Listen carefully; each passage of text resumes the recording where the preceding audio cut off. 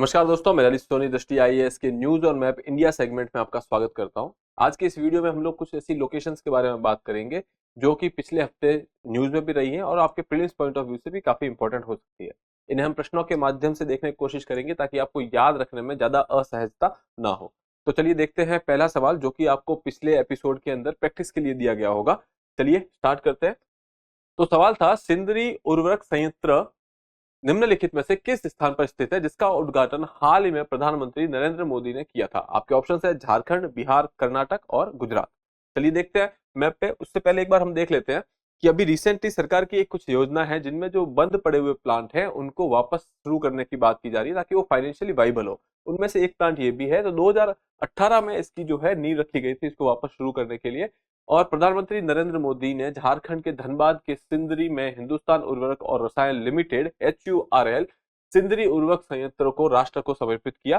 तो आप यहाँ पे देख सकते हैं कि ये धनबाद में है जो कि झारखंड के अंदर है। ठीक है, तो यहाँ पे आप मैप में भी देख सकते हैं कि यहाँ पे ये एरिया जो है झारखंड का है और यहाँ पे सिंदरी आप देख सकते हैं।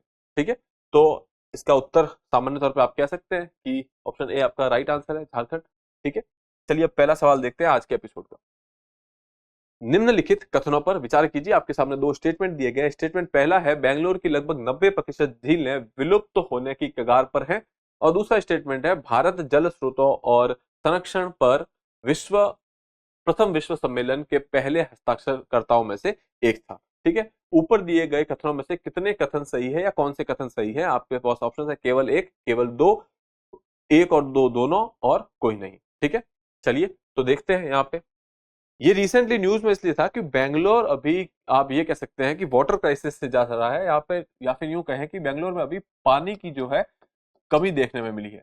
ठीक है, बेंगलोर जिस जगह पे है वहां पे पानी की कमी नेचुरली होनी नहीं चाहिए थी, क्योंकि बेंगलोर से भी कम से कम दो रिवर्स गुजरती है जो कि कावेरी की ट्रिब्यूटरी है। आप कह सकते हैं कि कावेरी के रिवर बेसिन पे बेंगलोर बसा हुआ है। इसके अलावा बेंगलोर के अंदर बहुत सारी छोटी मोटी झीलें भी हैं। तो अब क्या प्रॉब्लम हो रही है? इतनी झीलें हैं, रिवर्स भी गुजर रही है, तो फिर क्यों ऐसा हो रहा है कि वहां पे पानी की कमी है? तो यहाँ पे लोगों का कहना है मोस्टली इसके दो कारण हो सकते हैं। एक तो मानसून। मानसून 2023 का जो था वो फेल कर गया और वहां पे उसकी वजह से ज्यादा पानी स्टोर नहीं हो पाया। ठीक है, इसके अलावा दूसरी चीज है शहरीकरण। बेंगलोर में जो शहरीकरण हुआ वो अनप्लान्ड था, योजनाबद्ध तरीके से नहीं हुआ। उसकी वजह से काफी लोग बाहर से आए, यहाँ पे रहने लगे, और उन्होंने क्या किया, जिन जगहों पे झीलें हुआ करती थी वहां जा करके बस्तियां बना ली या फिर रहने के लिए रेजिडेंशियल कॉम्प्लेक्स बना दिए। अब उस जगह पे अब पानी स्टोर नहीं हो सकता, जिसकी वजह से पानी के स्टोरेज में कमी आ चुकी है। ठीक है, तो इसकी वजह से बेंगलोर में वाटर क्राइसिस हो रहा है। अब यहाँ पे एक और एग्जाम्पल के तौर पर देखें तो बेंगलोर में एक जगह है मथीकरी। मथीकरी कह दीजिए, मथीकरी कह दीजिए। कन्नड़ा लैंग्वेज में कैरी या कैरी का मतलब होता है झील। तो बेंगलोर में एक जगह है मथीकरी। आज की डेट में अगर आप वहां जाएंगे तो आप देखेंगे कि वहां पे अच्छा खासा मार्केट है, रेजिडेंशियल एरिया बना हुआ है वो, लेकिन किसी टाइम पे वो झील का एरिया हुआ करता था। और अब जो ये झील है वहां पे सिकुड़ करके रह गई है, काफी छोटी जो जगह है उसमें वहां पे पाई जाती है। तो आप कह सकते हैं कि ऐसा ही बाकी झीलों के साथ भी हुआ, और ये बाकी सारी झीलों की स्थिति एक जैसी है और ये विलुप्त होने की कगार पर है। ठीक है, तो एक तो ये बात हो गई। दूसरा यहाँ पे बात की गई है, भारत जल स्रोतों और संरक्षण पर विश्व सम्मेलन जो हुआ है, प्रथम विश्व सम्मेलन, उसके हस्ताक्षरकर्ताओं में से एक था। ठीक है, तो यहाँ पे आपकी जो बात हो रही है बेसिकली वो रामसर कन्वेंशन की बात हो रही है, रामसर सम्मेलन की बात हो रही है। ठीक है, तो आपको पता होगा कि भारत जो है रामसर साइट्स के फाउंडेशन मेंबर्स में से था, या फिर यूं कहें कि रामसर कन्वेंशन के प्रथम हस्ताक्षरकर्ताओं में से भारत था। तो ये स्टेटमेंट सही हो जाता है। यहाँ पे अगर बेंगलोर की लोकेशन की बात करें तो आप देखेंगे यहाँ पे ये छोटे छोटे बहुत सारे ऐसे वाटर बॉडीज हैं जो बेंगलोर के अंदर मौजूद है। ठीक है, लेकिन और दूसरी बात ये कह रहे हैं कि बेंगलोर जो है वो कावेरी के रिवर बेसिन पे है। ठीक है, लेकिन आज की डेट में यहाँ पे जल संकट है, वाटर क्राइसिस है। ठीक है, चलिए अब आ जाते हैं वापस सवाल पर। बेंगलोर की लगभग 90% झीलें विलुप्त होने के कगार पर है, ये स्टेटमेंट सही है। भारत जल स्रोतों और संरक्षण पर प्रथम विश्व सम्मेलन के पहले हस्ताक्षरकर्ताओं में से एक था, ये भी सही है, इसलिए आपका उत्तर हो जाएगा सी, दोनों। ठीक है, अब आ जाते हैं हम लोग प्रश्न संख्या 2 पर।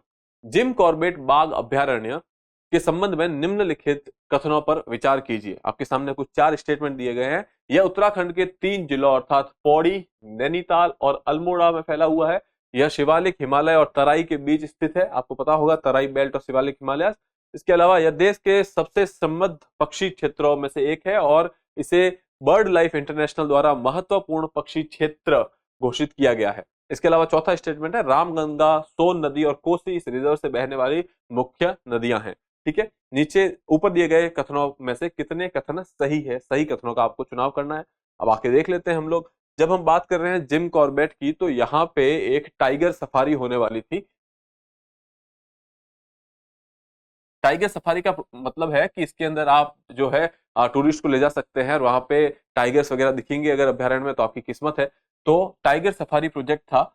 इस प्रोजेक्ट के चलते वहां पे जो इंफ्रास्ट्रक्चर क्रिएट किया जा रहा था, उसकी वजह से वहां पे काफी पेड़ों को काटने की बात की जा रही थी कि पेड़ों को काटना पड़ेगा। इसकी वजह से जो पर्यावरण के संरक्षक होते हैं, इन्वायरमेंटलिस्ट होते हैं, उन्होंने ये केस डाला कोर्ट के अंदर और कोर्ट ने इसके ऊपर स्टे लगा दिया कि अभी वो ये सफारी का प्रोजेक्ट पे कोर्ट ने स्टे लगा दिया। इसकी वजह से ये पूरा मामला जो है चर्चा में रहा है। यहाँ पे आप देखेंगे ये जिम कॉर्बेट का एक मैप सा है। जब यहाँ पे रिवर्स की बात कर रहे थे, तो एक तो रामगंगा रिवर की बात की हमने, तो ये आपकी जो रिवर है ये बेसिकली रामगंगा रिवर है। ठीक है, दूसरा एक रिवर थी सोन नदी, तो यहाँ पे ये देखेंगे ये सोन नदी है। इसके अलावा कोसी की बात की गई थी, तो आप यहाँ देखेंगे ये कोसी रिवर है। तो ये तीनों रिवर जो है इस जिम कॉर्बेट टाइगर रिजर्व से गुजरती है। ठीक है, ये बात तो हो गई फिक्स। इसके बाद आ जाते हैं कौन कौन से डिस्ट्रिक्ट से गुजरती है। तो यहाँ पे आप देखेंगे ये है कॉर्बेट का एरिया।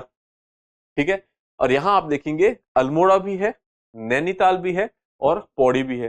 तो अल्मोड़ा, नैनीताल, पौड़ी तीनों डिस्ट्रिक्ट से ये आसपास से निकलते हैं, या फिर यूं कहें कि इन तीनों डिस्ट्रिक्ट के कुछ कुछ हिस्सों में कॉर्बेट का एक्सपांस फैला हुआ है। ठीक है, अब आ जाते हैं अगली बात पे। अगली बात थी कि शिवालिक और तराई। हमने तराई क्षेत्र के बारे में पहले भी आपको पता होगा। तराई क्षेत्र वो क्षेत्र है जो शिवालिक या फिर हिमालय के फुट हिल्स पे, मतलब नीचे के क्षेत्रों में पाया जाता है। ठीक है, और दूसरी बात, जब हम शिवालिक की बात करते हैं, तो ये देखिए ये जो एक्सपेंस है ये बेसिकली शिवालिक है। ठीक है, और यहाँ इसी के आसपास नीचे के क्षेत्रों में आपका तराई बेल्ट भी पाया जाता है। मोस्टली ये तराई बेल्ट जो है नेपाल और उत्तराखंड, यूपी के आसपास के एरियाज में है। इसकी एक विशेषता भी है यहाँ पे कि यहाँ पे ये एग्रीकल्चर के लिए या फिर खेती के लिए काफी इंपॉर्टेंट हो जाता है हमारे लिए। इसके अलावा तराई बेल्ट में आपने नाम सुना होगा मधेशी।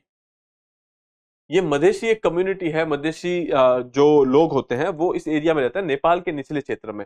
ठीक है, और इनकी अगर हम देखेंगे तो इनका कल्चर है, इनकी संस्कृति जो है भारत से मिलती जुलती है। ठीक है, तो ये भी मधेशी कम्युनिटी भी काफी चर्चा में रही थी पिछले कुछ सालों में, इसलिए ये भी इंपॉर्टेंट हो जाता है।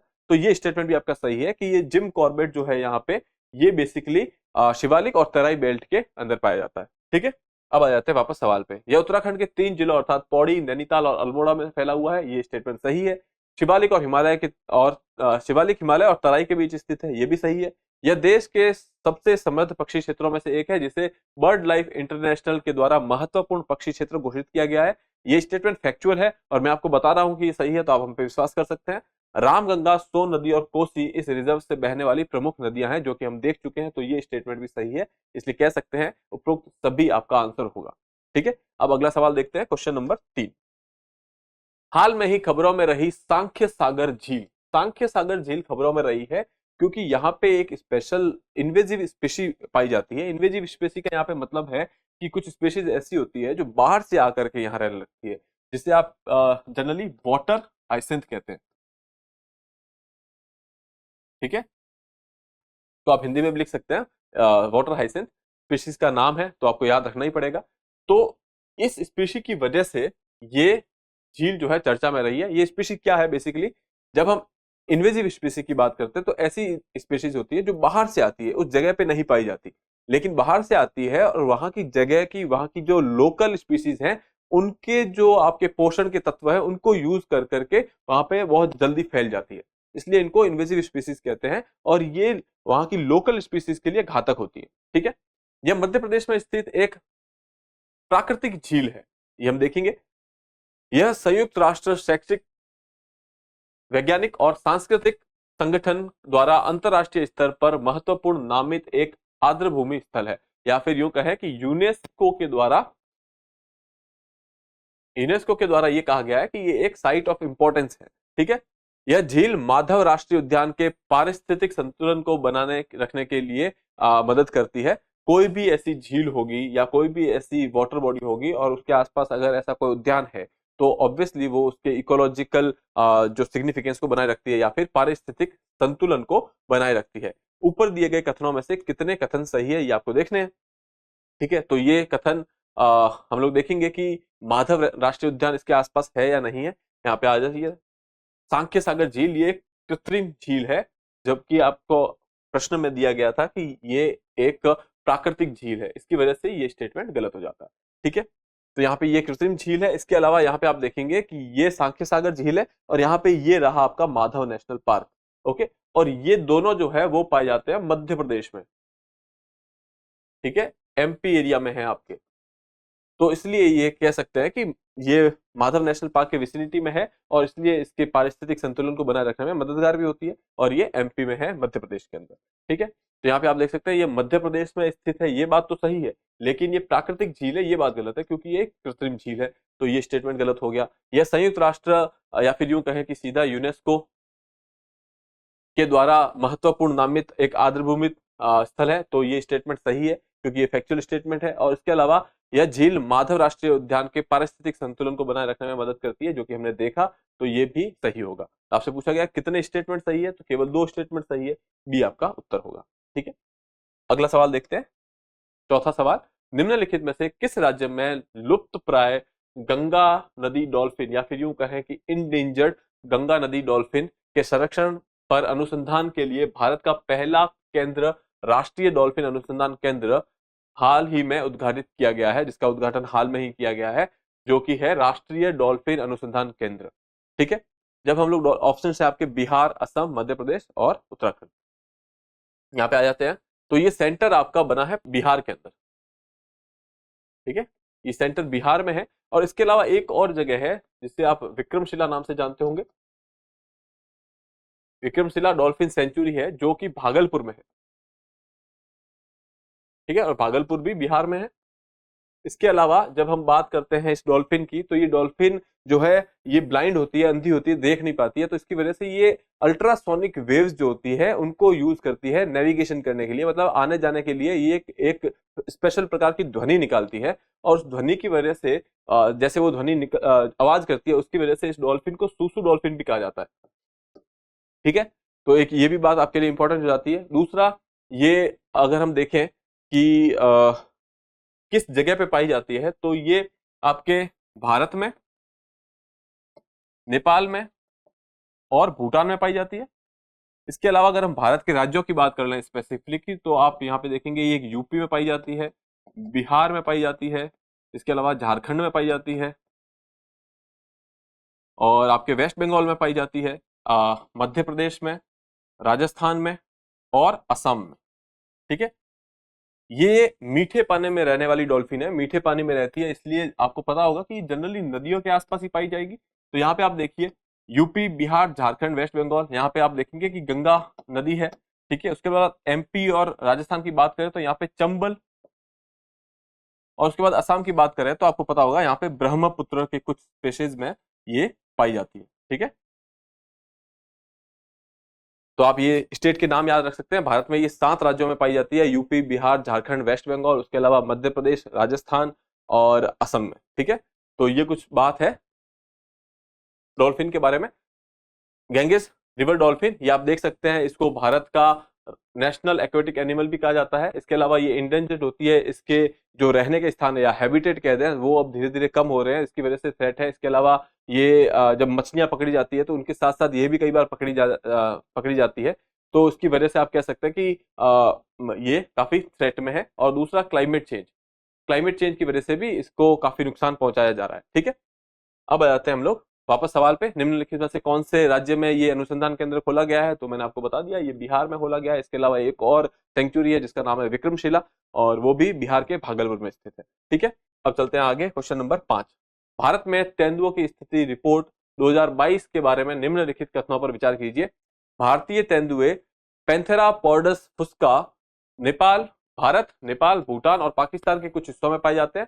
मध्य भारत और पूर्वी घाट में तेंदुओं की आबादी सबसे अधिक है, इसके बाद पश्चिमी घाट का स्थान आता है। सही विकल्प आपको चुनना है कि इनमें से कौन सा सही है, केवल एक, केवल दो, एक और दो दोनों, या फिर न तो एक न तो दो। ठीक है, तो यहाँ पे आप देखेंगे कि जब हम तेंदुओं की बात करें, अभी रिसेंटली एक रिपोर्ट आई है जो कि 2022 के सेंसस पे बनी हुई रिपोर्ट है और 2024 में ये रिपोर्ट पब्लिक की गई है। ठीक है, तो इसमें आप कंफ्यूज मत होइएगा। और इस रिपोर्ट के अनुसार यहाँ पे जब हम तेंदुओं की बात करें तो तेंदुए भारत के पूरे हिस्से में पाए जाते हैं, पूरी हर जगह पाए जाते हैं। तो जब अभी भारत के हर जगह पाए जाते हैं तो हाई चांसेस कि भारत के बाहर भी आसपास के इलाकों में पाए जाएंगे, क्योंकि क्या है ना कि कोई भी एक ऐसी कोई स्पीशीज नहीं है जो एक पर्टिकुलर जलवायु तक रेस्ट्रिक्टेड रह सके। ठीक है, अब जैसे अगर ये भारत के हर हिस्से में पाए जा रहे हैं, इसका मतलब है कि ये हर तरीके की जलवायु में पाए जा रहे हैं, तो फिर ये आसपास के हिस्सों में भी पाए जा रहे हैं। ठीक है, तो ये कह सकते हैं आप पाकिस्तान के भी कुछ हिस्सों में पाए जाते हैं, भारत में तो पाए जाते ही हैं, उसके बाद नेपाल और भूटान में भी ये पाए जाते हैं। ठीक है, जब हम बात करें हमारी यहाँ पे घरेलू जनसंख्या की इनकी, तो सेंट्रल इंडिया या मध्य भारत और ये पूर्वी घाट को मिलाकर देखें तो इनकी आबादी यहाँ पे सबसे ज्यादा है। ठीक है, केवल मध्य प्रदेश की अगर हम बात करें तो लगभग आप ये कहें 3900 के आसपास तेंदुए खाली मध्य प्रदेश में पाए जाते हैं। ठीक है, इसके बाद नंबर आता है आपके पश्चिमी घाट का, वेस्टर्न घाट का। ठीक है, अब आ जाते हैं, एक बार नंबर देख लेते हैं। तो यहाँ पे आप देखेंगे सेंट्रल इंडिया में लगभग 8820 पाए जाते हैं मध्य भारत के अंदर, और उसके बाद अगर हम देखें तो केवल मध्य प्रदेश में ही 3907 के आसपास पाए गए हैं। और अगर वेस्टर्न घाट की बात करें, पश्चिमी घाट की बात करें, तो यहाँ पे लगभग 3596 के आसपास पाए गए हैं। तो आपके लिए ध्यान में रखने की बात यह है कि अगर हम लोग ओवरऑल देखें तो मध्य भारत और ईस्टर्न घाट को मिलाकर सबसे ज्यादा आबादी वही है। इसके अलावा उसके बाद पश्चिमी घाट का नंबर आता है, और जब हम देखते हैं कि किस राज्य में सबसे ज्यादा पाए जाते हैं तो मध्य प्रदेश में सबसे ज्यादा पाए जाते हैं, और उत्तराखंड में हाल में इनके नंबरों में कमी आई है। ठीक है, तो ये कुछ चीजें जो इनके सेंसस से रिलेटेड थी। यहाँ पे आप देख सकते हैं पर्यावरण मंत्रालय द्वारा सार्वजनिक की गई एक रिपोर्ट के अनुसार भारत में तेंदुओं की संख्या जो है 12,852 से बढ़कर के 13,874 हो गई है, जो 8% की वृद्धि हुई है। यहाँ पे उत्तराखंड में इन बिल्लियों की, बड़ी बिल्ली या फिर तेंदुए कहते हैं, की संख्या में 22% की गिरावट दर्ज की गई है, और इसके कारण जो है अवैध शिकार हो सकते हैं। इसके अलावा मानव और पशु के बीच में संघर्ष की वजह से इनके नंबर में कमी आई है। इसके अलावा अरुणाचल प्रदेश, असम और पश्चिम बंगाल को अगर सामूहिक रूप से देखें तो यहाँ पे लगभग 150% की वृद्धि देखी गई है। ठीक है, तो ये कुछ चीजें हैं जो आप याद रख सकते हैं। अब आ जाते हैं वापस अपने सवाल पे। भारतीय तेंदुए भारत, नेपाल, भूटान और पाकिस्तान के कुछ हिस्सों में पाए जाते हैं, तो ये आपका सही है। मध्य भारत और पूर्वी घाट में तेंदुओं की आबादी सबसे अधिक है, इसके बाद पश्चिमी घाट का नंबर आता है, तो ये भी सही है। आपके दोनों जो स्टेटमेंट है वो सही है, ऑप्शन सी आपका उत्तर हो जाएगा। अब देखते हैं छठा सवाल। कूनो राष्ट्रीय उद्यान के संदर्भ में निम्नलिखित कथनों पर विचार कीजिए। यह भारत का एकमात्र राष्ट्रीय उद्यान है जो चीतों का घर है। ठीक है, जब हम बात करते हैं चीतों की, चीते अभी काफी ज्यादा न्यूज में रहे हैं। ठीक है, इसके बाद इस अभ्यारण्य का नाम इस क्षेत्र की शोभा बढ़ाने वाली घुमावदार कूनो नदी के नाम पे पड़ा है। आप में से आपको इसमें से जो कथन सही नहीं है उनका चुनाव करना है। ठीक है, आइए देखते हैं। तो कूनो जो है वो मध्य प्रदेश में है। ठीक है, ये मध्य प्रदेश है आपका, और इसके उत्तरी भाग में कूनो है, यहाँ पे आप देख सकते हैं यहाँ पे। और यहीं आसपास एक नदी निकलती है जो कि आपकी यमुना की ट्रिब्यूटरी है, जिसे कूनो नदी कहा जाता है। ठीक है, तो यहाँ पे आप देख सकते हैं इस आगे वाली फोटो में, ये यमुना है। ठीक है, और यमुना से एक नदी यमुना की एक ट्रिब्यूटरी है जो आकर के यमुना में मिलती है, उसका नाम है कूनो। और ये घुमावदार नदी है, इसके जो वाटर कोर्स होता है, रिवर कोर्स होता है, वो काफी घुमावदार रहता है, जिसे आप इंग्लिश में मिएंडर्स बोलते हैं और हिंदी में इनको घुमावदारी बोला जाता है। ठीक है, तो मध्य प्रदेश में एक नदी है जिसका नाम है कूनो, और उस कूनो के नाम पर इस एरिया में कूनो नेशनल पार्क बनाया गया है, राष्ट्रीय उद्यान बनाया गया है, और ये कूनो नदी यमुना में जाकर के मिलती है। ठीक है, दूसरी चीज अगर हम यहाँ देखें कि ये चीतों का एकमात्र घर है। अगर हम इंडिया की बात करें, भारत की बात करें, तो भारत में चीतों को अफ्रीकन कॉन्टिनेंट से लाया गया है। ठीक है,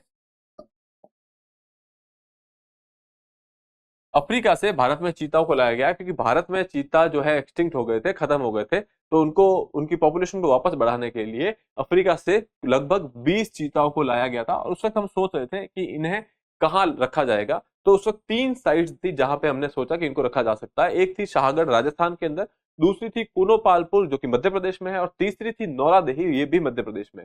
फिर बाकी बातचीत करने के बाद, सारे फैक्टर्स को कंसिडर करने के बाद ये डिसाइड किया गया कि इनको कूनो पालपुर में ही रखा जाएगा। तो अभी सारे के सारे 20 के 20 चीता जो है वो कूनो में रखे गए हैं। तो आप कह सकते हैं कि कूनो नेशनल पार्क एक ऐसा उद्यान है जहां पे सिर्फ यहीं पे चीता पाए जाते हैं भारत में। ठीक है, अब आ जाते हैं हम लोग अपने सवाल पे। भारत का एकमात्र राष्ट्रीय उद्यान है जहां चीतों का घर है, ये सही है। इस अभ्यारण्य का नाम इस क्षेत्र की शोभा बढ़ाने वाली घुमावदार कुनो नदी के नाम पे रखा गया है, ये भी बात सही है। तो आपके दोनों स्टेटमेंट सही हो जाते हैं, लेकिन आपसे सवाल पूछा गया है कि स्टेटमेंट गलत कौन से जो सही नहीं है, इसलिए आपका आंसर होगा डी, न तो एक न तो दो। अब आ जाते हैं अगला सवाल, सातवां। निम्नलिखित चोटियों में से कौन सी जोड़ी उनकी संबंधित पहाड़ी के साथ सही है? गुरु शिखर, अरावली, डोडा बेटा, नीलगिरी, अन्नामुड़ी, अन्नामलई, धूपगढ़, सतपुड़ा। नीचे दिए गए कोड का उपयोग करके सही उत्तर का आपको चुनाव करना है कि कौन से जो है एक दूसरे के साथ सही में मिले हुए हैं। जब हम गुरु शिखर की बात कर रहे हैं तो ये राजस्थान में है, सिरोही में है,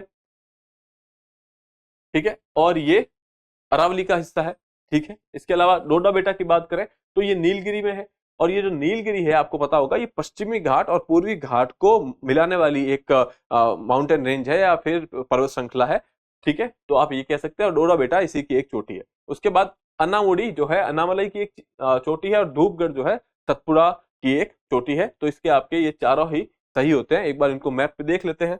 यहाँ पे आप देखेंगे कि सबसे पहले अन्नामुड़ी देख ले, तो अन्नामुड़ी जो है अन्नामलई हिल्स के अंदर एक चोटी है। उसके अलावा अगर हम देखें, अगर सदर्न दक्षिण भारत के हम चोटियों के बारे में बात कर रहे हैं तो कार्डेमम हिल्स या फिर इलायची की पहाड़ियां भी कहा जाता है, ये भारत की सबसे दक्षिणी पहाड़ियों में से एक है। इसके अलावा आप देखेंगे ये डोडा बेटा जो है ये यहाँ पे नीलगिरी कुछ इस तरीके से फैला हुआ है, जो कि कर्नाटक, केरल और तमिलनाडु में फैला हुआ है, और ये ईस्टर्न घाट्स और वेस्टर्न घाट्स को मिलाने वाली एक पर्वत श्रृंखला है, ठीक है। और यहाँ पे एक चोटी है डोडा बेटा।